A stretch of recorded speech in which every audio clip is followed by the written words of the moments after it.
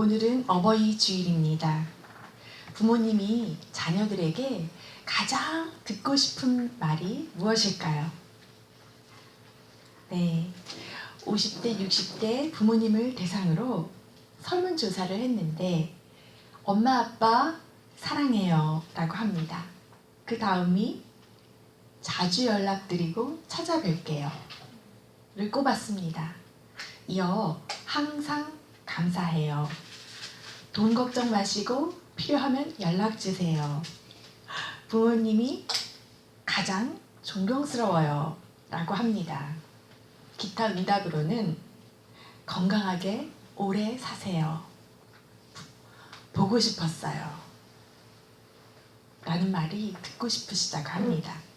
어버이 주일이 있어서 좋은 것은 평상시에는 부모님께 잘해드리지 못했다 하더라도 따뜻한 말을 건네드리지 못했다 하더라도 1년에 한 번은 감사와 사랑의 마음뿐 아니라 말로 표현하게 되어 참 좋은 것 같습니다.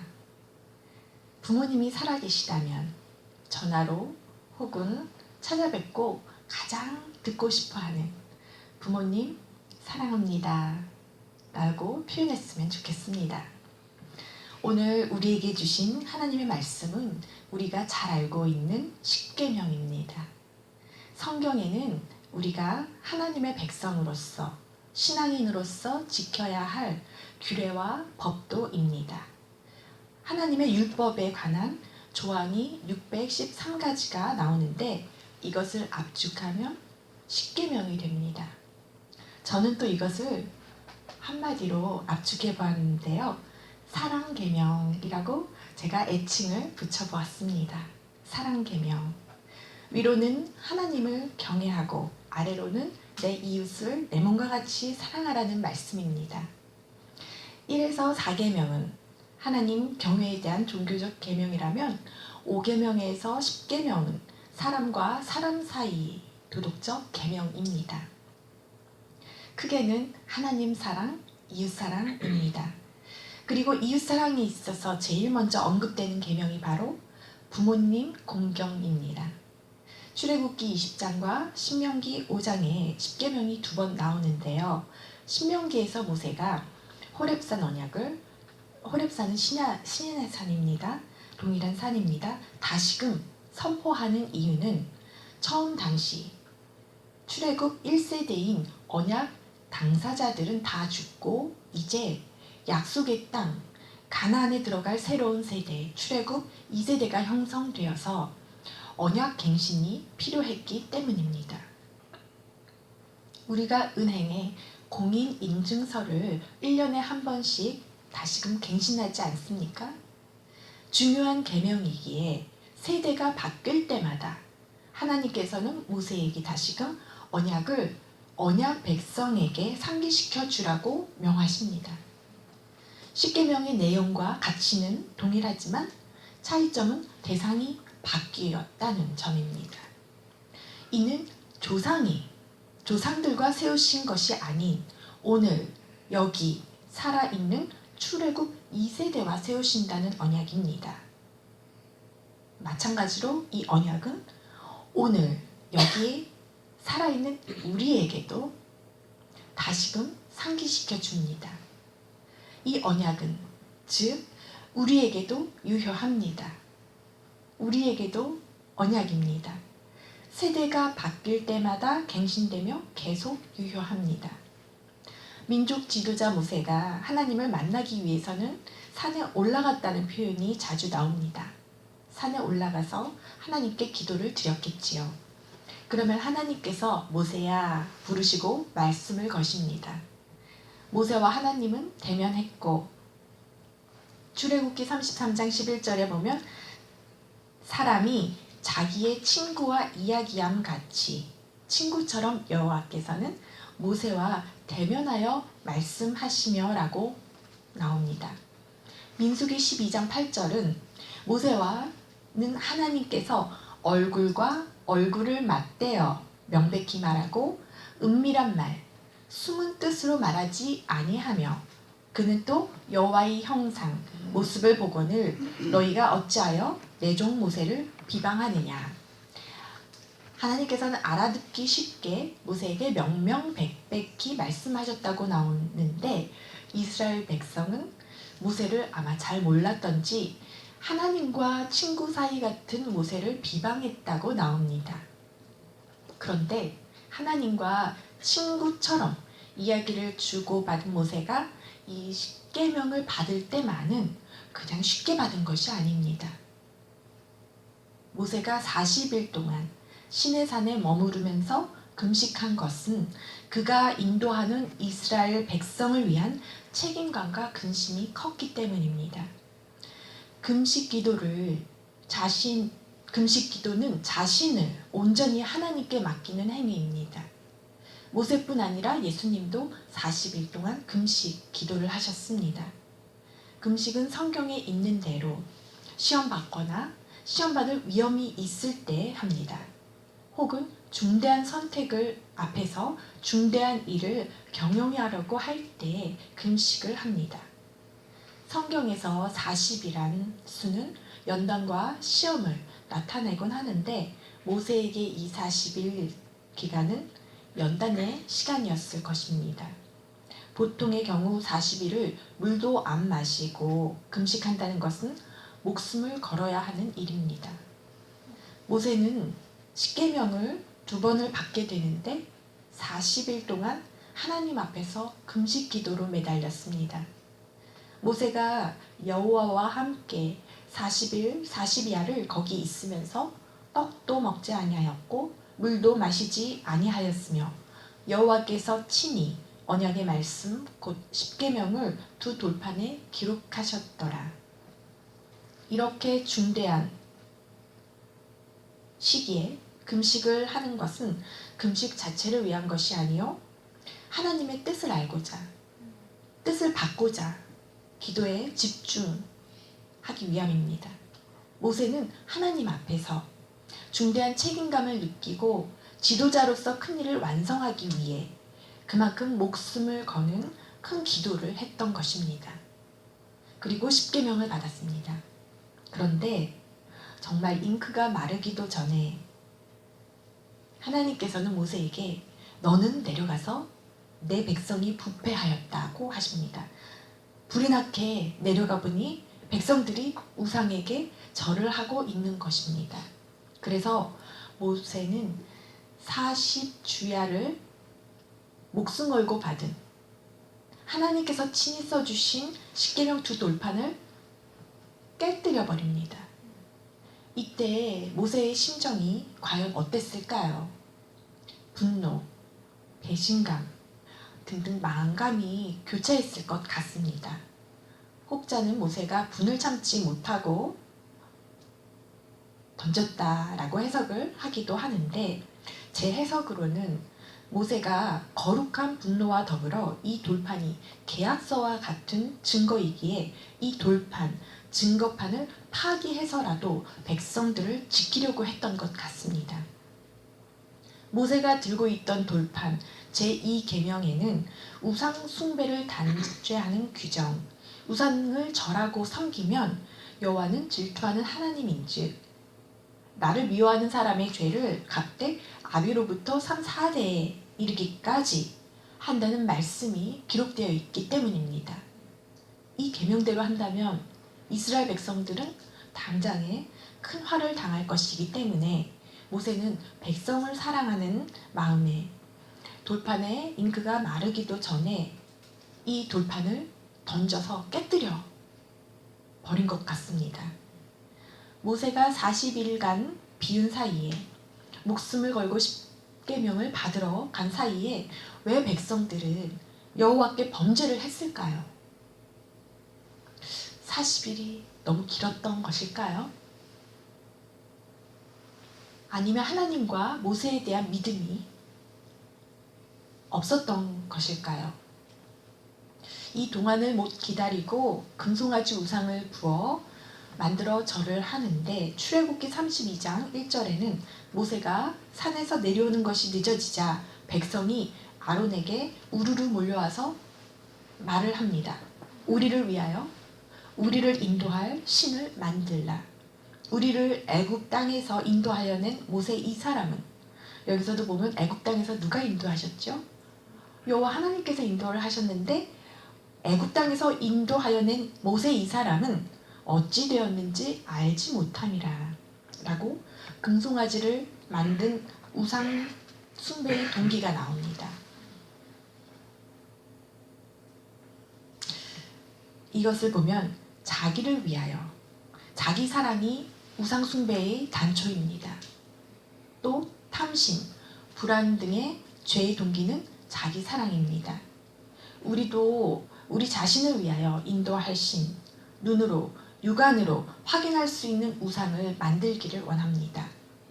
크리스찬도 불안하면 전보로 간다고 하지요. 우리는 하나님을 사랑하고 이웃을 사랑하고 섬기는데 과연 나를 위하여 섬기고 사랑하고 있는가? 내 중심에서 하나님, 이웃 중심으로 무게 중심이 이동이 되었는가를 우리는 살펴볼 필요가 있습니다. 운동을 할 때, 테니스를 칠 때 무게 중심이 자칫 잘 못 옮겨지면 넘어지곤 합니다. 골프 스윙을 할 때에도 왼발에 두라고 하지요.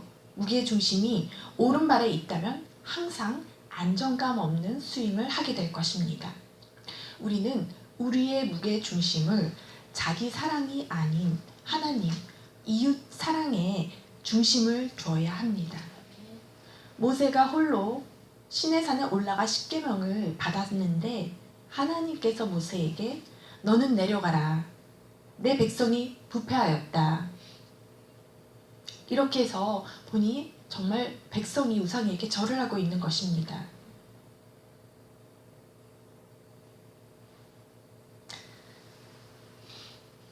그런데 모세는 백성들을 사랑했던 것 같아요. 그리고 하나님께서는 이 모세에게 거룩한 분노와 백성들을 사랑하는 마음에서 이루어진 모세를 나무라지 않으시고 후일에 다시 새로운 십계명을 주십니다. 언약은 히브리어로 베리트라고 합니다. 언약은 우리가 생각하는 약속과는 조금 개념이 다릅니다. 그것은 일종의 명령, 즉 약속이 있는 명령입니다. 일방적인 명령이지만 그를 따르면 축복이라는 약속이 걸려 있습니다. 성경은 구약, 신약 이렇게 언약이 있는데요. 이를 옛 언약, 새 언약이라는 표현을 하기도 합니다. 옛 언약은 모세의 율법이라면 새 언약은 그리스도의 율법을 상징합니다.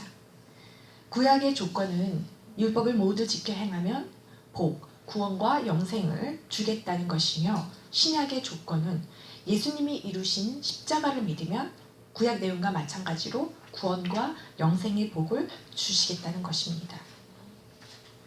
신약도 구약도 형식과 조건은 다르지만 하나님의 백성에게 복을 주시겠다는 약속, 언약의 말씀입니다. 그런데 이 복된 말씀을 멀리하는 사람이 있습니다. 복 주시겠다는 말씀을요. 매일 아침 저녁으로 말씀을 가까이 하는 자는 참으로 복된 자인 줄 믿습니다. 우리는 그런 복된 자가 되기를 원합니다. 문자적으로는 언약과 약속이 분명 같은 말인데 차이라면 하나님의 언약은 한쪽에서 다른 한쪽에게 명령한 또 그 조건에 따르면 축복이 보장되는 일방적 약속인 것입니다. 동등한 환경과 능력에서의 두 쌍방의 약속이 아닌 것입니다. 하나님과 인간 두 쌍방은 가진 권한과 능력에 있어서 비교 불가합니다.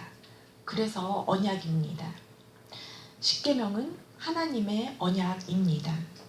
그래서 십계명을 담은 궤를 언약궤라고도 불렀습니다. 약속궤라고 하지 않고 언약궤라고 한 이유는 우리가 하나님의 언약 백성이기 때문입니다.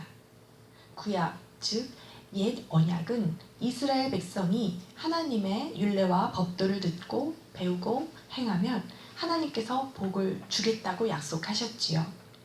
출애굽기 20장 2절 말씀에는 어떠한 사람 하나님이시냐고 하나님께서는 자신을 표현하시기를 나는 너를 애굽 땅 종 되었던 집에서 인도해낸 내 하나님 여호와라.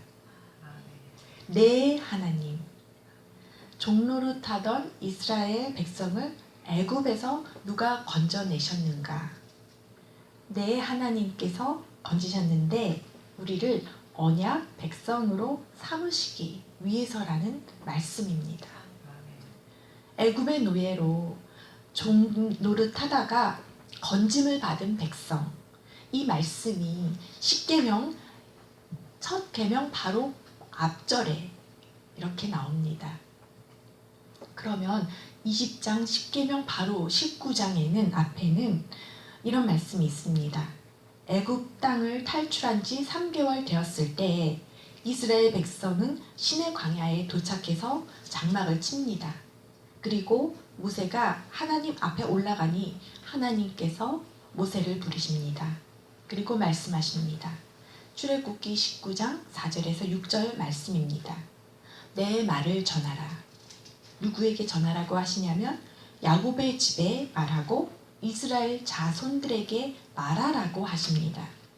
아니, 야곱의 집과 이스라엘 자손은 그 말이 그 말 아닙니까?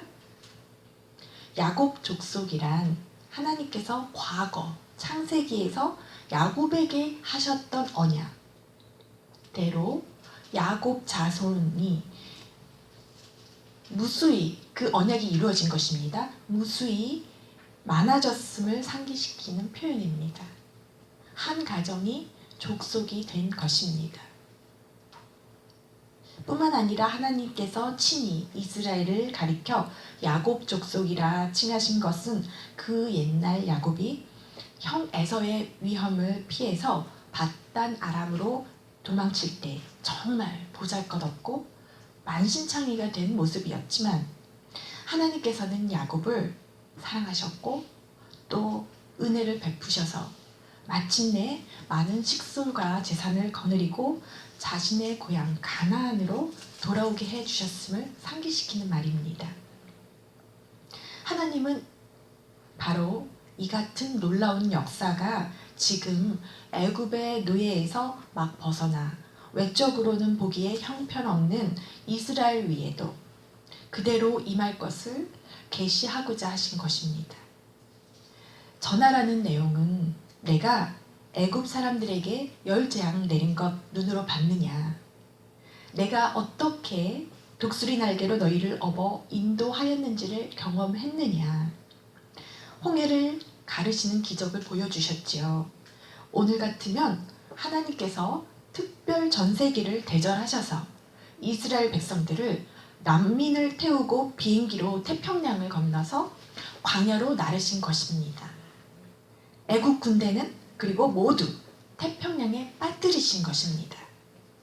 그리고 하신 말씀이 온 세계와 온 땅의 백성이 다 내게 속하였지만 오직 내 언약을 지키는 너희들만 모든 민족 중에서 내 소유가 될 것이고 나에게 제사장 나라가 될 것이며 거룩한 백성이 될 것이다. 너는 이 말을 야곱 족속 즉 이스라엘 자손에게 전하라 하십니다. 이 말씀에서도 알 수 있듯이 축복을 약속하신 말씀, 언약을 주신 것입니다. 그 옛날 야곱에게 지키신 그 언약, 이 지금 출애굽 세대에도 말씀하시는 것입니다. 율법을 주신 이유는 우리를 얽매려고 주신 것이 아니라 우리를 행복하게 하기 위해 주신 것입니다. 율법이 우리를 얽어맨다고 오해하면 그 율법은 참 부담되고 버겁습니다. 양을 사랑하는 목자가 낮에는 푸른 초장으로 인도하지만 밤에는 양들을 몰고 울타리 안으로 양들을 거둡니다. 그 이유는 일이나 사나운 짐승들로부터 물어뜯겨 죽는 것을 방지하기 위해, 보호하기 위해서입니다. 자유가 아닌 속박이 아닙니다. 이것은 우리가 1살, 2살 기억은 모두 없습니다. 혹시 기억하십니까? 우리가 어릴 때 부모님이 얼마나 수고하고 키운 줄 아십니까? 우리는 기억 못합니다. 기억 안 나시지요? 우리가 성장하고 철이 나면 부모님이 얼마나 수고하고 키우신 줄을 깨닫게 됩니다.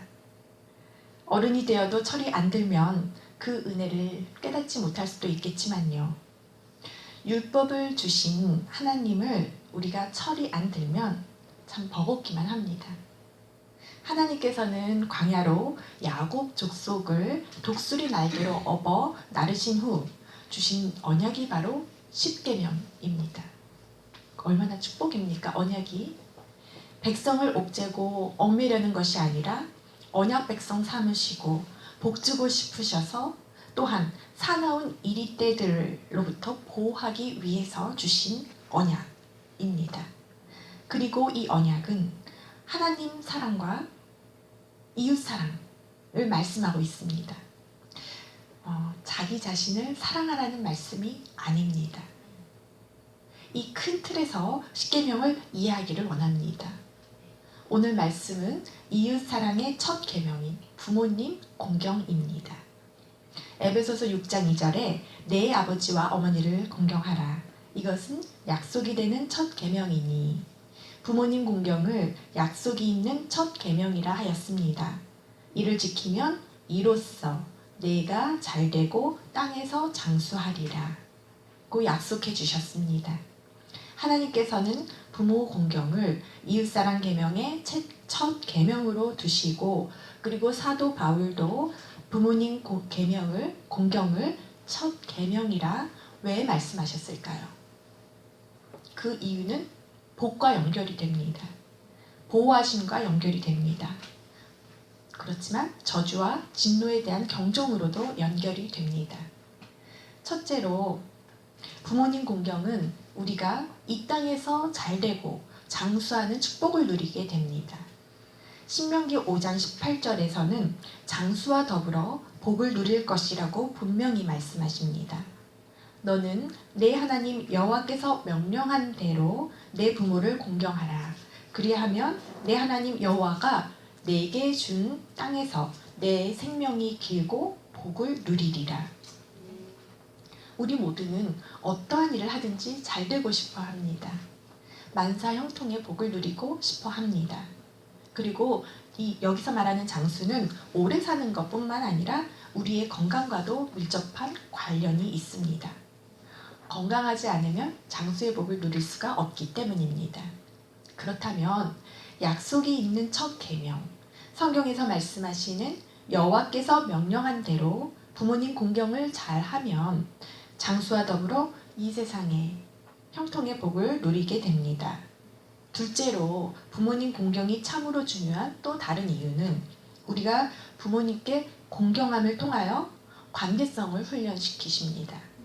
우리가 눈으로는 볼 수 없지만 인격자이신 하나님 아버지와의 관계 또한 깨달을 수가 있습니다. 하나님과 우리는 부모와 자식 관계입니다. 우리 모두는 하나님께 대하여 아버지와 딸 혹은 아버지와 아들의 관계입니다. 예수님께서는 우리가 잘 이해하도록 주변에 풀, 나무, 열매, 양, 이리 등의 동물 등을 비유를 들으시면서 말씀을 하시곤 하셨는데 하나님께서는 우리의 직접적인 삶에서 우리가 직접 부모가 되어보고 자식이 되어본 입장이 되어 살아계신 하나님을 아버지로서 더욱 가깝게 여길 수 있도록 섬김을 배울 수 있도록 허락하셨습니다. 자녀들이 어려서부터 부모님을 공경함으로써 하나님을 어떻게 경외할 수 있는지 경외하는 방법을 깨닫게 됩니다. 이를 통해 영적인 성숙과 성장을 가져옵니다. 또 영적인 성장뿐 아니라 우리의 영혼, 육이 건강하고 바르게 성장하고는 방법을 훈련을 받게 됩니다. 하나님 경외하는 방법을 이로써 터득을 하는데요. 또한 부모님과의 관계를 통해서 위와 아래의 질서를 배우게 됩니다. 에베소서 5장 6장, 골로새서 3장, 베드로전서 3장에는 가훈표라고 하는데 자녀와 부모 사이에 대한 가르침을 비롯하여 남편과 아내, 종과 상전에 대한 도덕적 가르침이 나옵니다. 부모님에 대한 순종은 질서 있는 사회를 유지하는 데 근본이 되는 도덕적 윤리입니다. 이 계명이 무너지면 6계명, 7계명, 그 이하 10계명까지도 무너지게 마련입니다. 사회 질서가 무너지게 됩니다. 왜냐하면 부모님 공경은 가족 사랑의 으뜸이자 인간관계의 기본입니다. 아래로 무너짐은 물론 위로도 무너지게 됩니다. 10계명은 순서가 하나님 사랑, 이웃 사랑인데 가정의 권위에 복종하지 않으면 사회에서 직장의 상사의 권위에도 복종하기가 어렵고 더 나아가 하나님께 순종하기도 어렵습니다. 우리가 생각하는 10계명 중에 계명 하나 정도로 부모님 공경을 여겨서는 안 됩니다. 이 계명은 10계명의 중심 계명이라고 생각합니다. 또한 하나님 사랑과 이웃 사랑을 이어주는 가교 역할을 합니다. 여기서 또 순서를 보면, 질서를 보면 이웃 사랑보다 하나님 사랑이 우위에 있죠. 이것을 우리는 알아야 합니다. 우리가 우리의 상사에 대한 순종을 그리스도께 하듯 하라고 하지만 10계명을 묵상하면 가정과 사회, 영적 권위에 대한 질서가 분명해집니다. 하나님이 우선입니다. 때론 부모님과 하나님 사이에 선택을 해야 될 때가 만약에 있다고 하면 우리는 하나님 경외를 택해야 합니다. 셋째로 순종과 믿음에 대해 배우게 됩니다. 순종은 내 뜻과 혹 부모님 뜻이 다를 때 그 말씀을 따르기가 참 어렵고 힘들었지만 그래도 부모님 공경을 통해 순종하는 훈련을 배우게 됩니다. 하나님께 순종하는 것은 하나님은 영이시기에 보이지 않으시기에 어렴풋하지 않습니까? 우리는 때로는 하나님 뜻을 따르기가 힘들고 어려울 때가 있습니다. 그런데 순종은 반복된 훈련을 통해서 배우게 되며 우리의 신앙이 그래서 차츰차츰 아름답게 다듬어지게 됩니다. 우리가 성화되어 가게 됩니다. 부모님 공경과 하나님 경외는 공통점이 참 많은데요.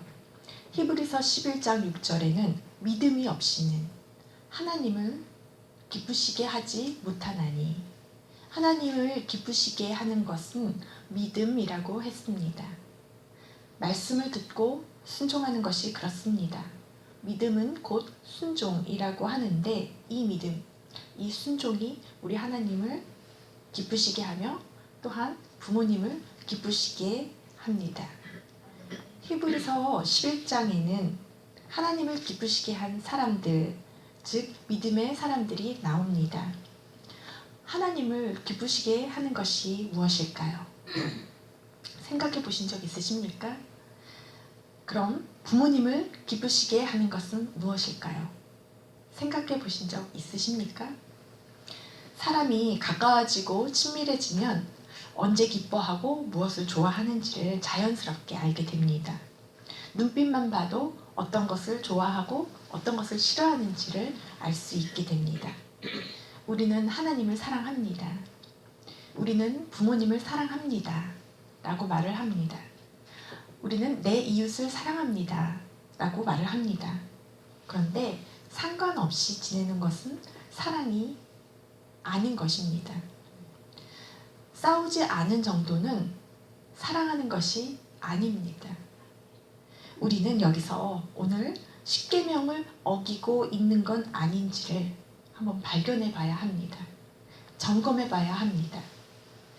설마 할 수도 있습니다. 우리가 도둑질을 하지 않으니까 나는 십계명을 잘 지키고 있지가 아니라 하라는 것을 하지 않는 것도 계명을 어기는 것입니다.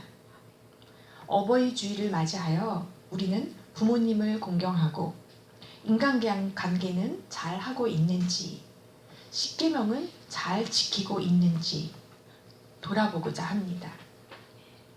하나님께서는 우리에게 하나님과 이웃을 사랑하는 법,